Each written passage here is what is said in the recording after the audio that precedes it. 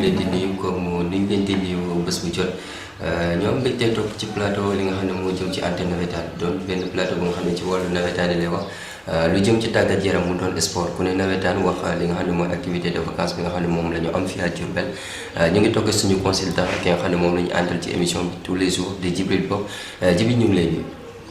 ñoo ngi lay fay Alassane di nuyu ñi nga xam ne ñoo ñuy seetaan ci suñu télévision Moubarak TV comme ni nga ko waxee rek ci seen programme bokk na ci li nga xam ne moom mooy émission nawetaan bi am saa su nekk ci nga xam ne moom mooy sur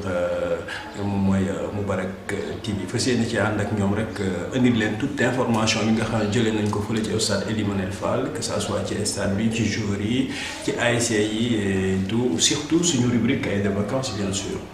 jërëjëf bi tey li ñu fas yéene waxtaanee ci émission bi aji antenne navétane bokk na ci démb bi amoon ci stade Ely Manel Fall bu doonoon zone 2 bi doon organisé 9e journée ci li nga xam ne mooy poule A bi 9e et dernière journée en première heure ñu amoon espoir doon daje ki nga xam ne mooy cité ouvrière deuxième heure aussi ñu amoon Ndofane contre équipe bi nga xam ne mooy Disso ñu surnommé ko le derby en troisième heure ñu amoon ASC Pape Diouf contre ASC bi nga xam ne mooy Jëf Jël jibi bu dañuy ñëw ci en première heure bi l'ASC cité ouvrière qui recevait hier l'ASC Espoir. waaw comme ni nga ko waxee 9e journée de la zone de 9e et dernière journée ci poule B bi bien sûr ci bu nga xam moom mooy la zone 2 bu ODCAV bu Diourbel première heure bi doxoon ci cité ouvrière ak nga xam moom mooy ASC Espoir de Médinatoul. match boobu nekkoon match bu nga xamante ni bon tant attendu parce que il fallait automatiquement dans les deux équipes il fallait que kenn gagne ci pour mën a qualifier Espoir victoire moom moo ko arrangé woon pour mu mën a qualifier la cité ouvrière aussi idem victoire moom moo ko arrangé woon pour mu qualifier mais bon match nul loolu mujjee mais match nul pas nul boo xoolee parce que ñaari équipe yi ku nekk bëggoon na gagner amoon nañu envie en tout cas yóbbu ndam seen koñ mais malheureusement pour ñaari équipe yi match nul la mujjee seulement rek li may wax Alassane mooy la cité ouvrière man je sais pas xam nga lu ñu leen war a defal dañ leen war a nëppal wala dañ leen war a rayal nag bu ñuul parce que je sais pas une équipe qui a du mal à marquer des buts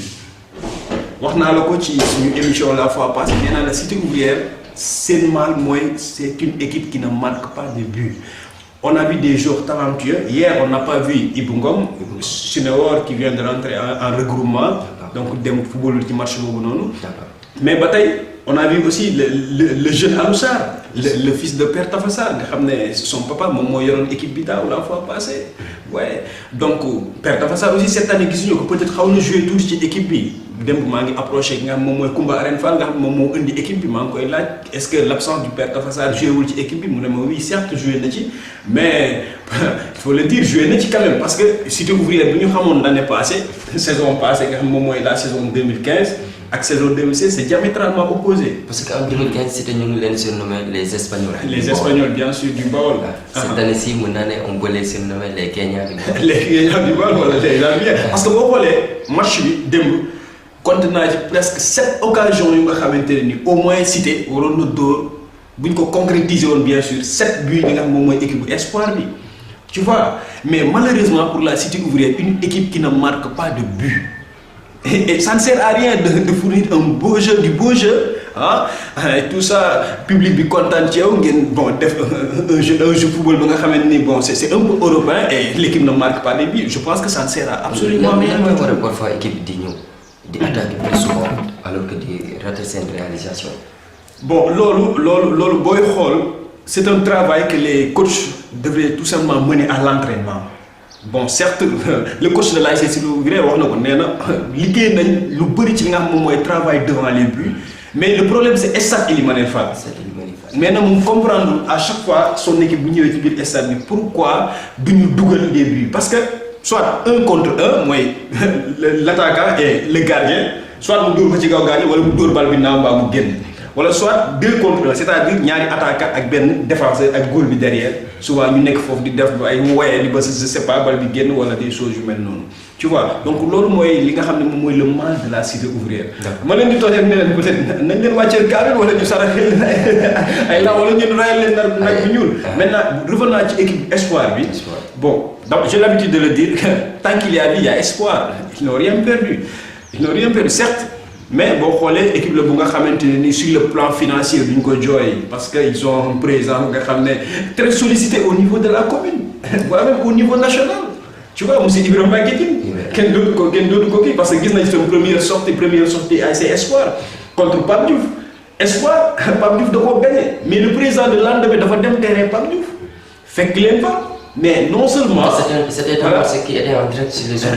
c'était un match mooy match ñi nga xam ne ñooy suñu confrères yi nekk ci rajo bi. ok parce que match ce jour-là la retransmission était en direct sur la zone de la 103.2 ci bien sûr ci li nga xam moom mooy aussi ci Moubarak TV donc gis nañ ko mais match boobu boo xoolee le lendemain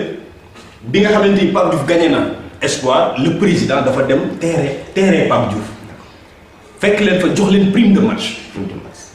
vous voyez ba pare yëkkati 50,000 francs ci xaalisam may ko équipe bi pour ñu mën a continuer seen compétition joueurs yi nga xam ne ñoom ñoo gagné équipe am mu jox leen chacun prime de match. mais kooku ban genre président la. tu vois donc Espoir mën nañu sur le plan financier nga xam ne moom la équipe bu nawetaan yi jooy ñoom amuñu problème boobu. le problème c'est quoi maintenant c'est peut-être qualité joueurs yi. nga xamante ne parce que le président peut-être boo xoolee sur le plan footballistique. boo xoolee expérience peut-être xaw na ci def tuuti pour mu am ay choix des joueurs yu nga xamante ne ni peut-être mën nañ ko valoir satisfaction. tu vois peut-être à l'avenir bon boo xoolee aussi ba tey ci biir équipe Espoir bi y a des joueurs yi nga xamante ne ni mën nañ compter ci ñoom à l'avenir parce que si je prends un joueur bi nga xam moom mooy le numéro 5 di le jeune Wagne. le Wagne mooy lawbe bi défenseur bi. Mbaye Dioum je veux dire sur le plan technique bon des na. il faut le dire sur le plan technique des na mais.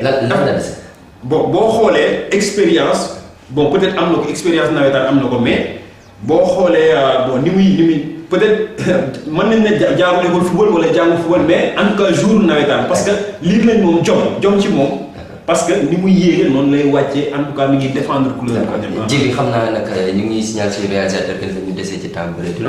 Djibi mu bàyyi nga tàggoog li nga xam ne ñooy mbokku téléspectateurs yi ñi nga xam ne ñu ngi ñuy topp ci Moubarak TV. waaw ñu tàggoog li ñuy tàggoo rek mooy bon ñu leen di wax ne di leen dig daje ci li nga xam moom mooy à l'avenir ci suñu programme Moubarak TV nii lay xewee rek saa su nekk mën nañoo topp ci li nga xam moom mooy l'un de leurs émissions di émission antenne nawetaan bi à l'avenir dinañ leen apporter li nga xamante ni moom mooy plus